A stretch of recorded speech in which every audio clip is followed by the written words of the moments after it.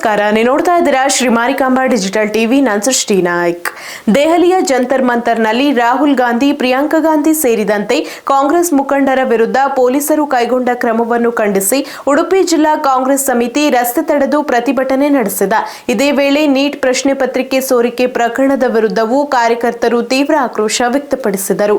ಈ ವೇಳೆ ಸ್ಥಳದಲ್ಲಿ ಉದ್ವಿಗ್ನ ಪರಿಸ್ಥಿತಿ ನಿರ್ಮಾಣವಾಗಿದ್ದು, ಹಲವರನ್ನು ಪೊಲೀಸರು ವಶಕ್ಕೆ ಪಡೆದಿದ್ದಾರೆ.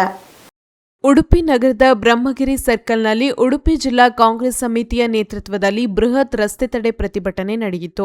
ದೆಹಲಿಯ ಜಂತರ್ ಮಂತರ್ನಲ್ಲಿ ನೀಟ್ ಪ್ರಶ್ನೆ ಪತ್ರಿಕೆ ಸೋರಿಕೆ ಪ್ರಕರಣವನ್ನು ಖಂಡಿಸಿ ಪ್ರತಿಭಟನೆ ನಡೆಸುತ್ತಿದ್ದ ಎಐಸಿಸಿ ನಾಯಕ ರಾಹುಲ್ ಗಾಂಧಿ, ಪ್ರಿಯಾಂಕಾ ಗಾಂಧಿ ಸೇರಿದಂತೆ ಕಾಂಗ್ರೆಸ್ ಮುಖಂಡರು ಹಾಗೂ ಕಾರ್ಯಕರ್ತರ ವಿರುದ್ಧ ಪೊಲೀಸರು ಕೈಗೊಂಡ ಕ್ರಮವನ್ನು ಖಂಡಿಸಿ ಉಡುಪಿಯಲ್ಲಿ ಕಾಂಗ್ರೆಸ್ ಕಾರ್ಯಕರ್ತರು ರಸ್ತೆಗಿಳಿದರು. ಕೇಂದ್ರ ಸರ್ಕಾರ ಹಾಗೂ ಕೇಂದ್ರ ಶಿಕ್ಷಣ ಸಚಿವಾಲಯದ ವಿರುದ್ಧ ಪ್ರತಿಭಟನಾಕಾರರು ಘೋಷಣೆಗಳನ್ನು ಕೂಗಿ ವಿದ್ಯಾರ್ಥಿಗಳ ಭವಿಷ್ಯದೊಂದಿಗೆ ಚೆಲ್ಲಾಟವಾಡಿದ್ದಾರೆ ಎಂದು ತೀವ್ರ ಆಕ್ರೋಶ ಹೊರಹಾಕಿದರು. ನೀಟ್ ಪ್ರಶ್ನೆ ಪತ್ರಿಕೆ ಸೋರಿಕೆ ಪ್ರಕರಣದ ಸಮಗ್ರ ತನಿಖೆ ನಡೆಸಬೇಕು ಹಾಗೂ ತಪ್ಪಿತಸ್ಥರ ವಿರುದ್ಧ ಕಠಿಣ ಕ್ರಮ ಕೈಗೊಳ್ಳಬೇಕೆಂದು ಆಗ್ರಹಿಸಿದರು.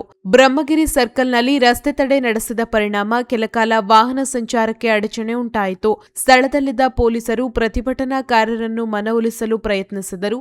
ರಸ್ತೆ ತಡೆ ಮುಂದುವರೆದ ಹಿನ್ನೆಲೆಯಲ್ಲಿ ಪ್ರಮುಖ ಕಾಂಗ್ರೆಸ್ ಮುಖಂಡರು ಸೇರಿದಂತೆ ಹಲವು ಕಾರ್ಯಕರ್ತರನ್ನು ವಶಕ್ಕೆ ಪಡೆದು ಸ್ಥಳದಿಂದ ಕರೆದೊಯ್ದರು. ಪ್ರತಿಭಟನೆ ವೇಳೆ ಕೆಲಕಾಲ ಉದ್ವಿಗ್ನ ವಾತಾವರಣ ನಿರ್ಮಾಣವಾಗಿದ್ದರೂ ಬಳಿಕ ಪೊಲೀಸರು ಪರಿಸ್ಥಿತಿಯನ್ನು ನಿಯಂತ್ರಣಕ್ಕೆ ತಂದು ವಾಹನ ಸಂಚಾರವನ್ನು ಸುಗಮಗೊಳಿಸಿದರು.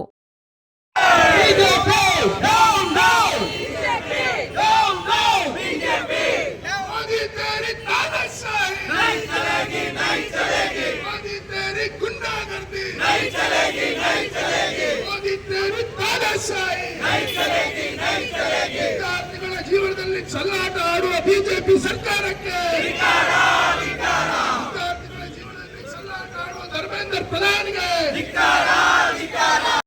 ಪೊಲೀಸ್ ಅಂತ ಹೇಳಿದ್ರೆ ತಪ್ಪಾಗ್ತದೆ. ನರೇಂದ್ರ ಮೋದಿ, ಅಮಿತ್ ಶಾ ಅವರ ಗುಂಡಾಗಳಿಂದ ಸಿವಿಲ್ ಡ್ರೆಸ್ ಕಳಿಸಿ ಅವರು ಸೋನಂ ವಾಂಗ್ಚುಕ್ ಹಾಸ್ಪಿಟ್ಲಿಗೆ ಅಡ್ಮಿಟ್ ಮಾಡ್ತಾರಂತೆ. ಹಾಸ್ಪಿಟಲೈಸ್ ಆಗೋದಕ್ಕೆ ಮುಂಚೆ ಪ್ರತಿದಿನ ಅವರಿಗೆ ಮೆಡಿಕಲ್ ಟೆಸ್ಟ್ ಆಗಿದೆ. ಅವರ ಮೆಡಿಕಲ್ ಟೆಸ್ಟ್ ಅಲ್ಲಿ ಅವರ ಸೋಡಿಯಂ ರಿಪೋರ್ಟ್ ಕರೆಕ್ಟ್ ಇತ್ತು, ಅವರ ಪೊಟ್ಯಾಷಿಯಂ ರಿಪೋರ್ಟ್ ಕರೆಕ್ಟ್ ಇತ್ತು. ಆದ್ರೆ ಧರ್ಮೇಂದ್ರ ಪ್ರಧಾನ್ ರಾಜೀನಾಮೆ. ಧರ್ಮೇಂದ್ರ ಪ್ರಧಾನ್ ಅವರು ಯಾಕೆ ರಾಜೀನಾಮೆ ಕೊಡ್ಬೇಕಂದ್ರೆ, ಈ ಪೇಪರ್ ನೀಟ್ ಪೇಪರ್ ಅನ್ನು ಲೀಕ್ ಮಾಡಿದ್ದಾರೆ. 22,80,000 ಮಕ್ಕಳು ಈ ನೀಟ್ ಎಕ್ಸಾಮ್ ಅನ್ನು ಬರೀತಾರೆ. ನೀಟ್ ಎಕ್ಸಾಮ್ ಅನ್ನು ಬರೆದು ಅವರು ಮೆಡಿಕಲ್ ಕಾಲೇಜ್ಗಳಿಗೆ ಅಡ್ಮಿಷನ್ ಅನ್ನು ಪಡ್ಕೊಂಡಿದ್ದಾರೆ.